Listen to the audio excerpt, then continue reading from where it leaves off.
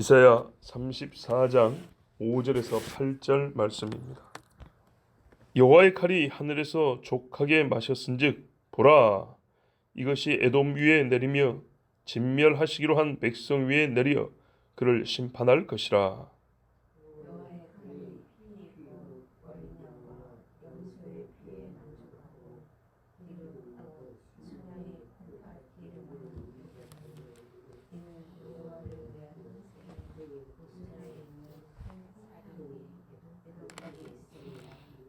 들소와 송아지와 수소가 함께 도살장에 내려가니 그들의 땅이 피에 취하며 흙이 기름으로 윤택하리라.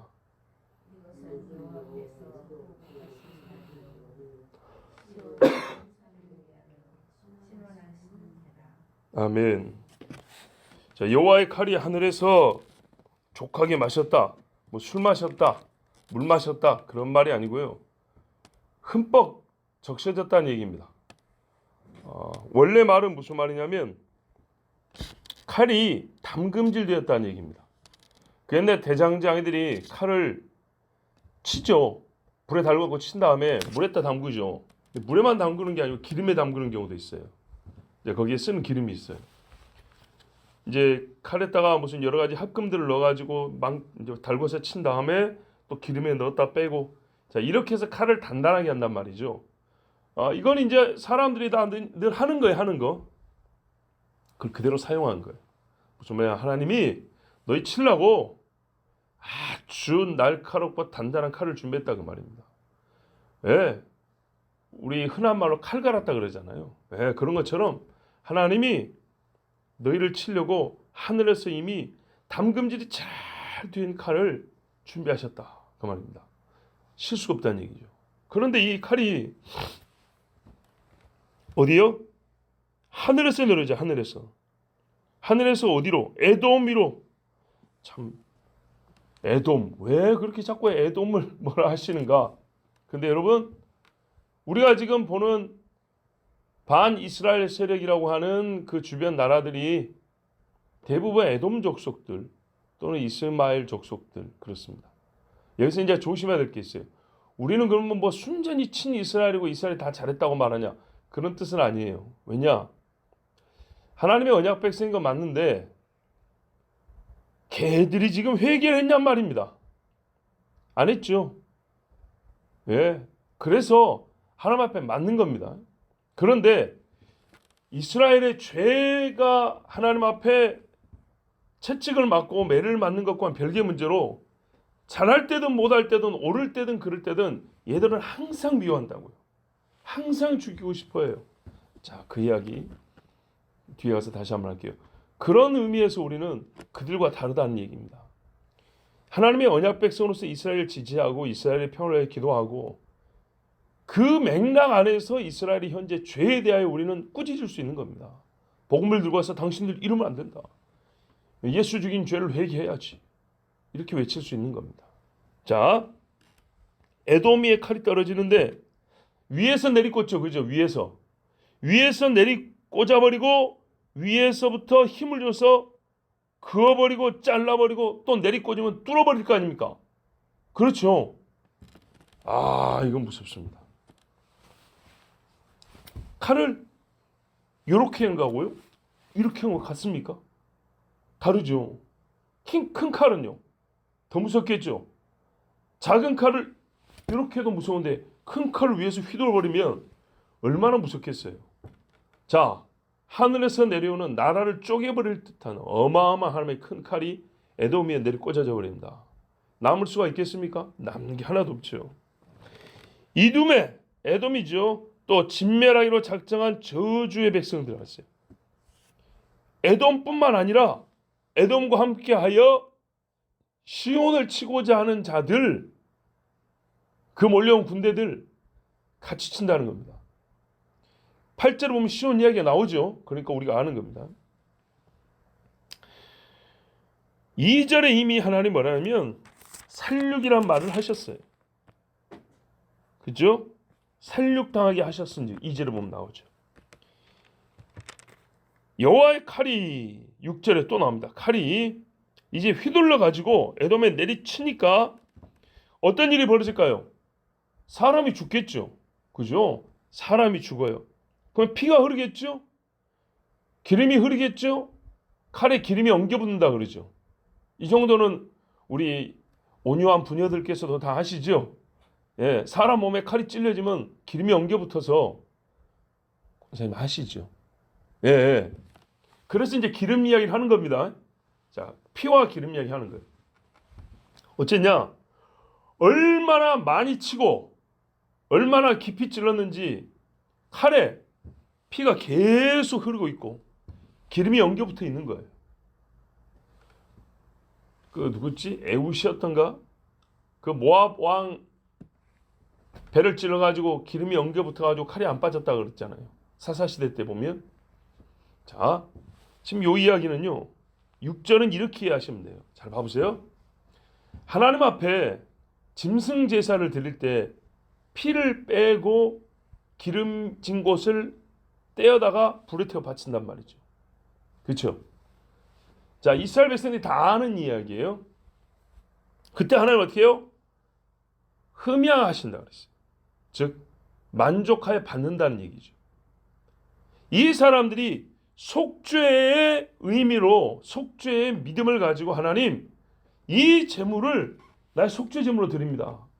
이 피 흘린 것과 이 기름을 하나님 나의 속죄 제물로 받아주십시오 한단 말이에요. 본래 그거 누구 거야 되는데 거예요. 내 거야 돼, 내 거. 죄값은 사망이잖아요. 내가 죽어야 되는데 대신 얘가 죽었다는 말입니다. 그때 하나님이 그것이 합당하면 흠양하신다 그랬다고요.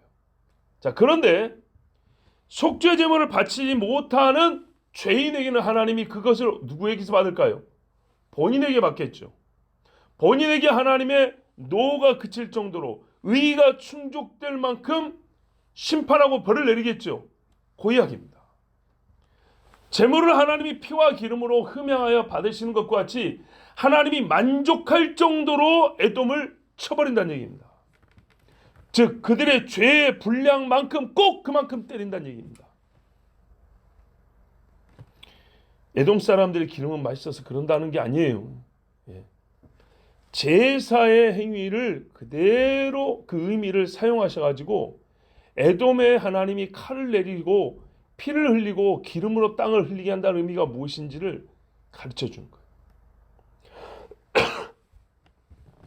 이 사람들이요 여호와의 백성을 죽였어요. 실제로 자기들이 사람을 죽였어요. 그리고 이 사람들이요 주의 이름을 모독했어요. 아, 흥미로운 아이가 하나 기억하네요. 예. 바퀴는 없지만 바퀴로 이름 붙인 애가 하나 지나갔죠. 자, 여호와 이름을 모독하고 에돔에게는 하나님이 인자와 긍휼을 안 베풀었냐? 베풀었지만 거부했어요. 그 죄값. 공의에 따라 하나님이 심판했다는 얘기입니다. 예레미야 49장 20절 이하에 보면 그런즉 에돔에 대한 여호와의 의도와 대만 주민에 대하여 결심하신 여호와의 계획을 들으라. 양떼의 어린 것들을 그들이 반드시 끌고 다니며 괴롭히고 그 초소로 황폐하게 하지 않으랴. 그들이 넘어지는 소리에 땅이 진동하여 그가 부르짖는 소리는 홍해에 들리리라. 보라 원수가 독수리같이 날아와서 그의 날개를 보스라 위에 펴는 그날에 에돔 용사의 마음이 진토하는 여인같이 되리라 하시니라. 하나님이 에돔을 칠 때 이렇게 무섭다는 거예요. 여기서 아주 중요한 사실이 발견되는데요. 에돔의 부르짖는 소리가 홍해에 들린대요. 홍해.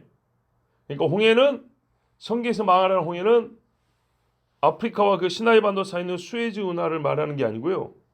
시나이 반도와 아라비아 반도 사이에는 현재 아카바만이라고 하는데 여기를 주로 홍해라고 합니다. 왜? 아라비아 반도 바닷가 바위가 시뻘겋게 바위들란 말이에요. 그래서 에돔이라고 그래 붓다고. 그래서 햇빛에 반사돼서 바닷물이 뻘겋게 보여요. 그래서 홍해라 그래요. 홍해. 아시겠죠? 그래서 오리지널 홍해는 어디냐? 아라비아 반도 서쪽 해변이란 말입니다. 자, 우리 성경 들으죠? 에돔이 거기 사는데 에돔의 부르짖는 소리가 바로 그 옆에 바다 홍해에 들린다 그랬어요. 이사야 63장 1절에도 뒤에 가면 다시 읽겠지만 에돔에서부터 그 지역에 있는 큰 도시 보스라에서부터 피 뿌리는 옷을 입고 오는 이스라엘의 구원자 이야기가 그려지고 있죠. 자, 7절 보세요. 6절에는 어린 양, 염소, 좀 작은 짐승들인데 7절에는 큰 짐승이 나와요. 들소, 송아지, 숫소 이런 것들 말이에요. 이런 것들이 어떻게 도살장에 내려서 죽임을 당해요. 다. 그래서 땅이 피에 취한다. 그 정도는요. 피가 흥건하다는 얘기죠. 요한계시록은 이런 말씀이에요. 진노의 포도즙 틀을 밟았는데 이제 피를 말하는 건데 어느 정도 쌓냐 말 굴레까지 닿았다 했어요. 요만큼 쌓였대 피가 홍수난 것도 아닌데 어마어마하죠. 흙이 기름으로 윤택하리라. 어떻게 했다고요? 땅이 기름이 이 짐승들 기름이 여기저기 막 떨어져 있고 쥐어짜고 그래가지고 막 땅이 옥토라는 의미에서 기름지다는 게 아니라 실제로 이 짐승 기름에 번들번들한 거예요. 의미하는 바가 뭔지 말씀드렸죠 아까. 자, 근데 한번 짐승 얘기했습니다. 왜 큰 짐승들을 왜 또 말했을까요? 지금 이거는 사람들을 상징한 겁니다. 작은 자나 큰 자나 자유자나 갇힌 자나 군인으로 말하면 말단 병사나 장교 장군이나 이렇게 나눌 수 있다는 얘기죠. 그 중에 크고 힘 있는 자라 할지라도 에돔에 있어 이스라엘 치러온 사람이야. 그럼 너는 어떻게 해요? 피가 싹 빠지고 기름이 뜯어져서 땅에 버려진다. 무서운 이야기입니다. 자, 왜 이렇게까지 잔인하게 표현합니까? 칼이라 그랬으니까 내가 지금 이렇게 표현한 거예요. 칼이라 그랬으니까. 자, 하나님이 죄에 대하여 속죄의 피를 요구하세요.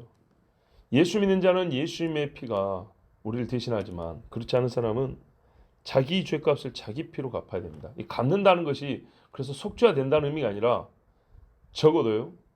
그 책임의 의미, 그러니까 죄의 크기를 형벌적 의미로서 피를 흘려야 된다 이 말입니다. 속해지질 않아요. 왜? 죄인 자기 피는 속할 수가 없어요.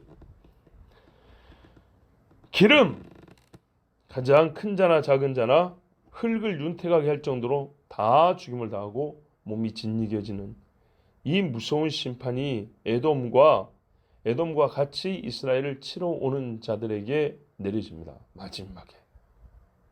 그리고 그 마지막이 오기 전에 우리 하나님은 항상 예표적 사건들, 부분적 성취의 일들을 많이 행하셨단 말이죠. 지금 벌써 5차 중동전쟁 이야기가 나오고 있는데 야 이러다 3차 대전쟁이 일어날 수 있는 거 아니냐? 그럴 수도 있죠. 그럴 수도 있는 겁니다. 우리가 바라기는 남의 나라 이야기 이렇게 편하게 하면 안 되는데 어느 정도 선에서 그쳤으면 좋겠지만 지금 이스라엘은요 악이 바쳤거든요. 왜 그런지 아세요? 선교사님의 편지를 보신 분도 있지만 우리가 얼마 전에 절기 지켰잖아요. 초막절이라고. 초막절이 일주일 지킨단 말이에요. 시작해서 지난주 토요일, 이게 금요일이죠. 원래 정확한 날이라고 보기보다는 이제 이스라엘 사람들이 그냥 편하게 그 사람들도 토요일을 안식일로 지켜버려요. 정해놓고. 자, 유대인 입장에서 명절 끝날이었어요. 율법서를 다 읽고 새로 시작하는 우리가 나는 세상의 빛이니 하고 예수님이 말씀하시죠. 그날이라고 그날. 그날 아침에 공격을 해버린 거예요. 현장에서 가늠하다 잡힌 여자 데리고 온 날 있죠. 그날. 명절 끝날. 그 큰 날에. 그리고 안식일에. 옛날에도 그랬거든요. 그래갖고 이스라엘이 참 위험한 수가 있었어요. 안식일에 전쟁이 시작돼가지고. 염키푸르 전쟁이라고 4차 전쟁이었던가 3차인가 하여튼 굉장히 위험한 적이 있었는데 지금도 그때를 노렸잖아요. 들으셨다시피 뭐 수치가 좀씩 다른데 제가 듣기로는 개전 30분에 7,000발 하루 동안에 이제 두드러 맞고 해놓으니까 종합 8,000발 어마어마하죠. 정말 어마어마하죠. 그 사람들이 얼마나 많이 죽었습니까? 한 방에 그냥 몇백 명씩 죽어버렸잖아요. 우리 입장에서 가만히 있겠냐고요. 가만히 못 있죠. 이스라엘이 그래서 이번에 어쩐다고요? 완전 없애버린다고 그랬어요. 작정을 했다고요. 자, 이제 이렇게 되면 어떻게 되죠? 그 주변 아랍 나라들이 팔레스타인이 있어가지고 그래도 이스라엘을 조금 견제했던 나라들 어떻게 해요? 쟤를 그래도 살리고 싶겠죠. 이렇게 하고 확전이 되면 3차 대전이 될 수도 있는 거죠. 그렇지 않기를 바라죠. 어지간하면 그리 안 하고 안 될 것 같긴 한데 모르는 일입니다. 모르는 일입니다. 그래서 우리가 기도해야 됩니다. 자, 어쨌든 성경에 예언된 그런 어마어마한 전쟁이 있는데 그 마지막에 하나님이 이렇게 이스라엘을 치러온 자들을 칩니다. 제가 왜 이야기했냐면 이와 같이 이스라엘을 친 사람들이 현대에도 굉장히 많았어요. 예. 근 50년 어간에 많았는데 그때마다 하나님이 놀랍게 이기해 주셨어요. 정말 다 졌다한 전쟁도 이기해 주셨어요. 기적이죠, 기적. 하나님이 항상 지키세요. 문제는 이 사람들이 받은 은혜만큼 회개할 줄을 모르고 하나님의 은혜를 정말 감사할 줄 모른다는 게 안타까운데, 어쨌든 하나님은 약속을 지키시고 이스라엘 위해서 보복해 주시는데 이 전쟁의 정의에 대하여, 정체에 대하여 8절에 말씀하세요. 이것은 여호와께서 보복하시는 날 시온의 송사를 위하여 신원하시는 해, 이렇게 말했어요. 이 무섭고 뜨겁고 어두운 날이 하나님의 보복이라는 겁니다. 여호와의 보복이라는 겁니다. 이스라엘을 편들어 주는 거 아닙니까? 이스라엘을 도우시는 거 아닙니까? 그게 아니고 하나님이 먼저 시작한 일이라고 말하는 거예요. 보복이라고. 이번 전쟁 얘기하는 게 아니고요. 요즘 마지막이에요. 하나님의 보복이라고 합니다. 물론 그 전에 이스라엘을 치는 사람들이 많이 있었죠. 그런데 하나님이 때를 보셨다가 보복전을 하는 거예요. 자기 전쟁으로 본다는 거예요. 자기 전쟁. 왜 그렇습니까? 여호와의 이름이 이스라엘에 있고요. 하나님의 약속이 이스라엘에 주어졌기 때문입니다. 그런데 이 사람들은요. 에돔을 보세요. 이스라엘을 죽이려 하잖아요. 이유가 뭡니까? 가만 생각해 보세요. 팔레스타인 정도가 아니라 에돔이라고 불릴 수 있는 그 주변 나라들, 요즘으로 말하면 아랍 사람들의 왜 이스라엘을 없애려고 하죠? 이스라엘이 뭐 기름 뺏어 먹었습니까? 돈 뺏어 갔습니까? 뭐 역사 중에 뭐 그런 일이 있을 수는 있겠죠. 뭐 우리나라도 어느 나라가 뺏기도 하고 뺏김을 당하기도 하고 막 그랬으니까 뭐 그런 자질구레한 일들은 있을 거지만 근본적으로 왜 얘들이 없애려고 그러죠, 이스라엘을? 사실 가만 보면 우리 떠오르는 게 없어요. 그냥 이스라엘이니까요. 하나님의 약속이 있다는 것 때문에 그런 거예요. 여호와를 섬긴다는 것 때문에 그런 것이지 사실 보면 다른 이유가 없어요. 예수 믿는 사람들 왜 죽인다고요? 도둑놈이었어요? 살인자들이고 사기꾼들이었어요? 예수 믿으니까 죽인다니까요. 그게 이유예요. 그게 바로 그거예요. 그래서 이스라엘은 그들의 죄에도 불구하고 이런 대적들과의 관계에서는 그들이 의롭다는 거예요. 네. 그렇잖아요. 이와 같은 전쟁들이 이스라엘이 당해야 될 이유가 어딨냐 이 말이죠. 각 나라 간에 무역하다가 좀 억울한 일도 있고 손해본 일도 있고 그건 아랍 국가들끼리도 있어요. 예? 옛날에 팔레스타인은 그 사람들 요르단에서 옛날에 다 받아준다고 그랬어요. 그 주변 나라인데 받아준다는데 안 받아준 거예요. 그래서 거기 갇혀 사는 거예요. 이스라엘 독립할 때 뭐라 하냐면 야 전쟁할 때 잠깐 우리 여기 피해 있어. 좀만 기다려봐. 우리가 이스라엘 몰아내고 다시 너희들 쫙 돌려줄 테니까 철석같이 믿고 있었어요. 근데 져버렸네. 져버렸으면 책임을 져야 될 거 아니에요. 근데 형제라고 하는 아랍 나라들이 책임 안 져버렸어요. 그래서 지금까지 그렇게 고생하고 사는 겁니다. 그렇지만 상당히 이스라엘이 자유를 많이 줬습니다. 이번에도 뉴스에 나오잖아요. 전기하고 물을 공급해 줬다잖아요. 전기 물을 공급해 준다는 게 뭡니까 도대체 어떤 의미입니까? 예? 생명줄을 공급해 주는 거 아닙니까? 그렇게 살아왔어요. 그렇게. 자, 솔직히 왜 이스라엘이 이 아랍이나 무슬림들의 공공의 적이냐? 유일한 이유는요. 하나님의 선택에 있습니다. 그리고 그들은 하나님의 영에 굴복하지 않은 사람들이고 저들은 하나님의 선택받은 백성이고 말씀이 있다. 약속이 있다는 거죠. 그래서 어떤 이 영적인 분노가 일어나는 거예요. 영적인 미움이. 이것 때문에요. 마치 가인이 아벨을 죽인 것처럼. 아벨이 형한테 뭘 잘못했습니까? 개인적으로. 잘못한 거 없지요. 오직 하나님 앞에서의 자기 죄를 가리고 시기하여 하나님 앞에 바른 예배 드리는 것이 미워서 죽인 거였어요. 자, 그러므로 이스라엘을 친다는 것은 하나님의 선택을 부정하고 싶은 거잖아요. 그렇죠? 이거 정말 중요한 겁니다. 이거보다 중요한 게 어디 있어요? 하나님의 약속의 계보, 하나님의 은혜의 통로, 이 땅을 복되게 하는 하나님이 얘들을 안 정했으면 누구도 복을 받을 수가 없어요. 얘들만 복 주려고 정한 게 아니고 아브라함을 부르신 것은 아브라함을 통해 벌써 천하 만민이 너로 말미암아 복을 받으리라, 이것 때문이라고요. 아브라함을 안 불렀으면 우리도 예수 못 믿고 복을 못 받는 거예요. 그러니까 이 사람들이 이스라엘 친다는 것은 근본으로 올라가면 하나님이 하신 모든 은혜의 사건들을 부정하는 거예요. 하나님의 전쟁이에요. 두 번째, 시온의 송사를 위한다 그랬어요. 송사는 재판이잖아요. 옳고 그름을 가리는 판결을 얘기한단 말이죠. 사법적 판단이에요. 역사 중에는요, 시온 곧 예루살렘을 중심 주제로 둔 수많은 논쟁과 송사가 있었어요. 지금도 있죠. 그것이 정식 재판에 회부됐든지 아니면 자기들끼리 싸우면서 논쟁이 붙었고 전쟁으로 끝났든지 어마어마한 많은 송사가 있었어요. 여러분, 그렇다면 그 많은 송사의 결론은 이스라엘이 잘못했다, 이스라엘이 틀렸다, 이스라엘이 불의하다, 이렇게 결론 나야겠습니까? 세계 대다수 사람들이 말하는 것처럼 이스라엘이 팔레스타인을 불법적으로 몰아내고 독립국가를 세웠습니까? 여러분, 팔레스타인이 그 땅의 주인인가요? 아닙니다. 오리지널 그 땅의 주인은 가나안입니다. 그래서 가나안 땅이라고 그럽니다. 예, 노아 이후에 사람들이 흩어졌잖아요. 새로 땅을 찾아와 살잖아요. 맨 먼저 깃발 꼽은 애들이 가나안 사람들입니다. 그리고 거인족들하고 같이 살았어요. 그런데 어떻게 했죠? 아브라함이 가보니까 다 가나안 사람들이잖아요. 장례 치른다고 매장지로 헤브론의 막벨라 굴을 돈 주고 정식으로 샀어요. 합법적으로. 샀어요. 네. 나중에 어떻게 해요? 야곱이 세겜? 거기도 돈 주고 샀어요. 합법적으로 이스라엘 땅이 일부 있어요. 그리고 하나님이 들어오겠죠. 왜요? 그럼 뺏은 거 맞네. 하나님이 가나안을 멸하기로 작정했어요. 그래서 원칙대로 하면 가나안이 소멸되고 없어져 버린 거예요.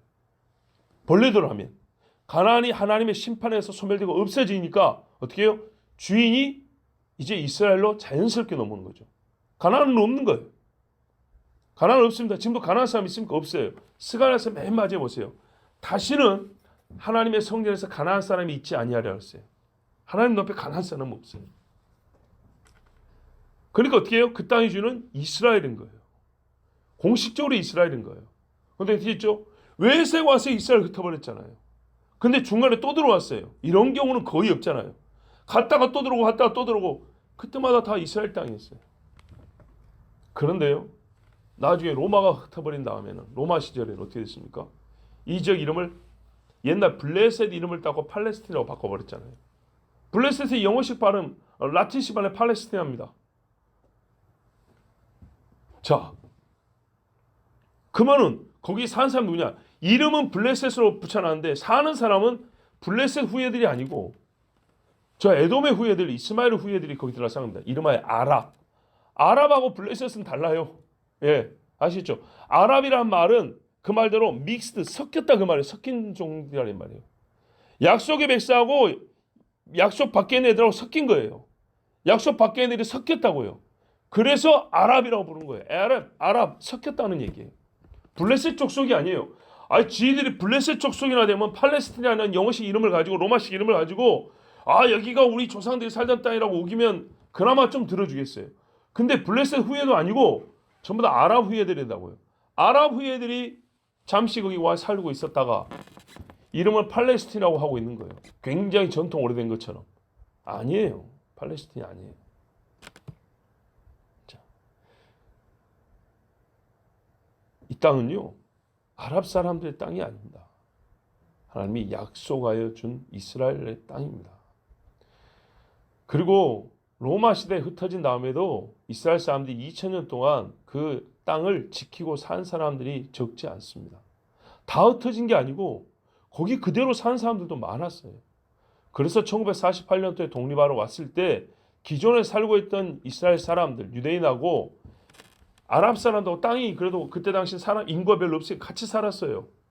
같이 살았고 이스라엘은 같이 살게 했나 그랬어요. 그래서 지금도 같이 살잖아요. 예.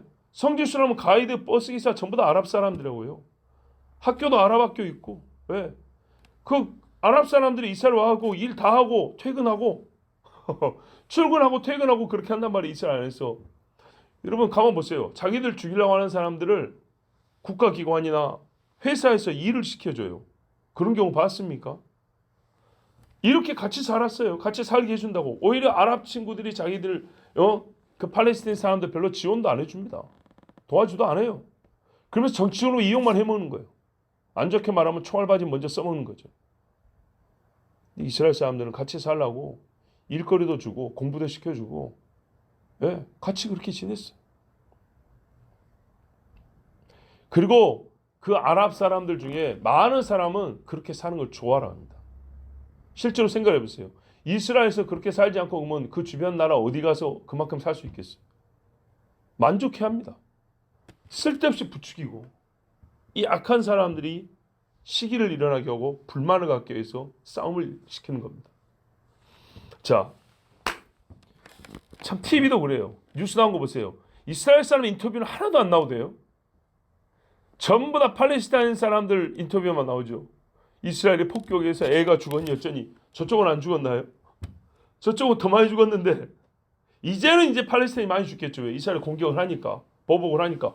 그런데 아니 이 초반에 1, 2, 3일 동안 왜 이스라엘 사람들의 그 참혹한 실상에 대해서는 미사일 올라간 것만 보여주지. 이스라엘이 공습했다는 얘기 보여주지. 이스라엘 사람 중에 병원에 피가 흐르고 애들이 찢겨 죽고 예? 엄마가 오열하고 왜 이런 걸 안 보내주냐 이 말이죠. 그 음악 콘서트장에서 260명 CC 있다며 그런 거 좀 보여주지. 그 부모가 와서 정말 가슴을 찢고 통과하는 거 왜 안 보여주냐 말이에요. 참 못된 사람들이요. 자, 이래서 주님 뭐라 그래요?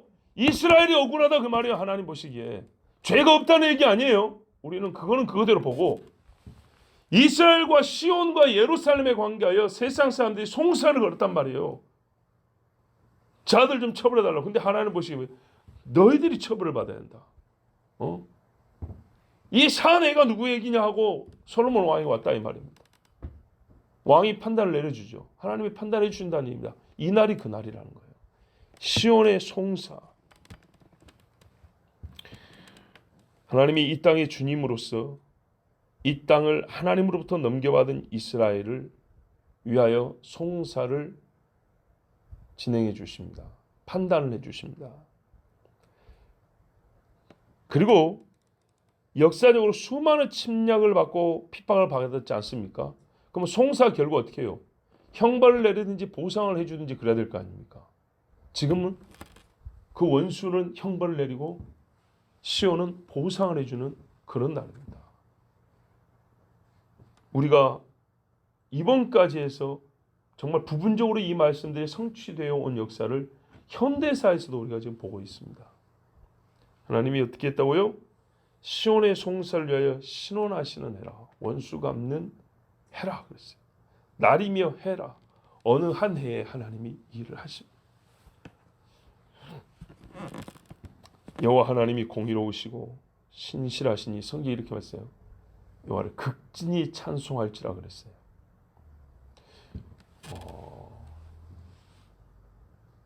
한국 선교사님들 중에